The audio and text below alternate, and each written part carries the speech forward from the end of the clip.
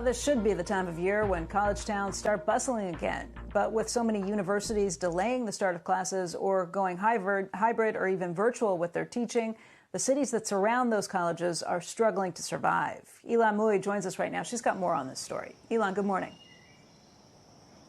Good morning, Becky. Well, 65% of colleges plan to go at least partially online this next semester. So it's really hard to have the town if you don't have the gown.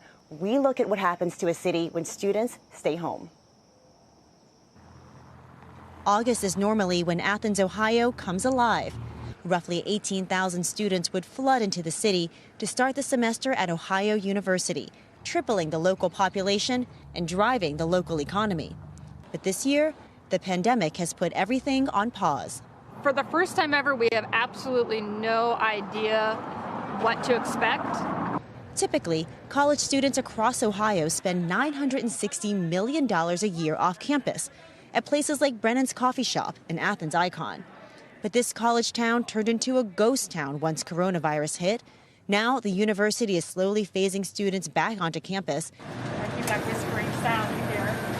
But owner Jessica Thomas is still preparing for the worst. So we're anticipating being down 25% at best, budgeting 30 to 50% down.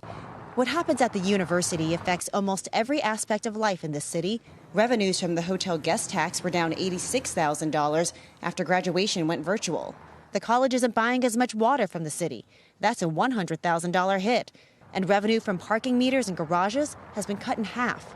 We have trimmed just about everything we possibly can without having to go down the path of laying people off at this point. But even that is not entirely off the table. Becky, the city has already taken $1 million out of its capital budget just to pay employees. There's just not much left to cut. Back over to you.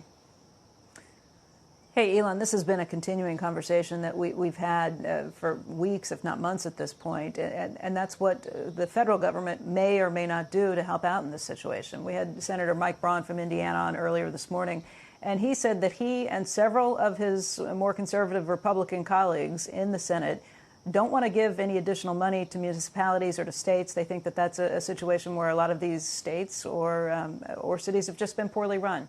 What would Athens like to see from Washington, and what happens if they don't get that money?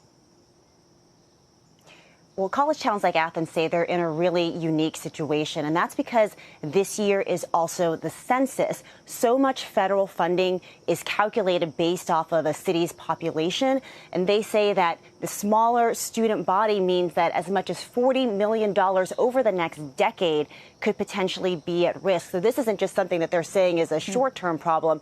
This is something they say is going to be with them for a very long time.